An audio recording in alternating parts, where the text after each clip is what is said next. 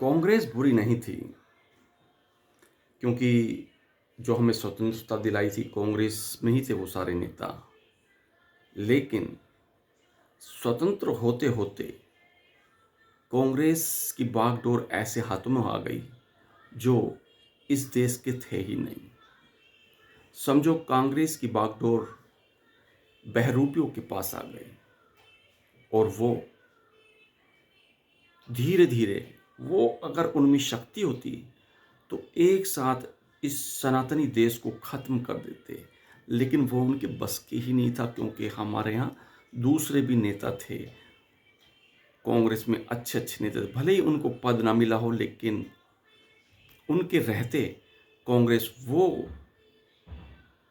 कर्म नहीं कर पाई जो वो चाहती थी, क्योंकि उन्होंने पद तो संभाल लिए थे लेकिन फिर भी इतने पावरफुल नहीं थे कि बाकी के नेताओं को इग्नोर कर दें। कांग्रेस ने, कांग्रेस से समझ रहे हो, जिनके पास कांग्रेस की बागडोर है, स्वतंत्रता के बाद बागडोर थी कांग्रेस की, उन्होंने सबसे पहले हिंदू, सिख, बौद्ध, जैन इनको अलग किया।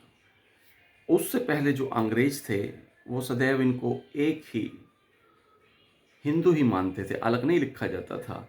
लेकिन उन्होंने एक पार्टीशन की लकीर खींची, जिसमें अब सिख भी अपने को अलग मान रहे हैं धीरे धीरे, और बौद्ध भी अलग मान रहे हैं, जबकि दे आर हिंदू।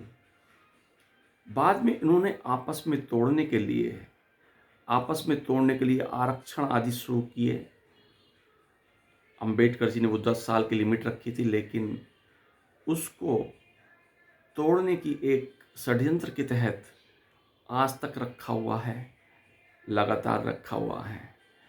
अब राजनीतिक दलों की मजबूरी हो गई है उसको हटा पाना, वो नहीं हटा सकते अब।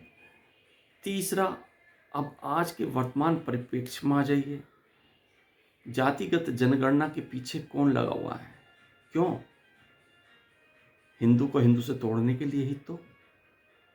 समझना आपको है, हमें क्या। धन्यवाद।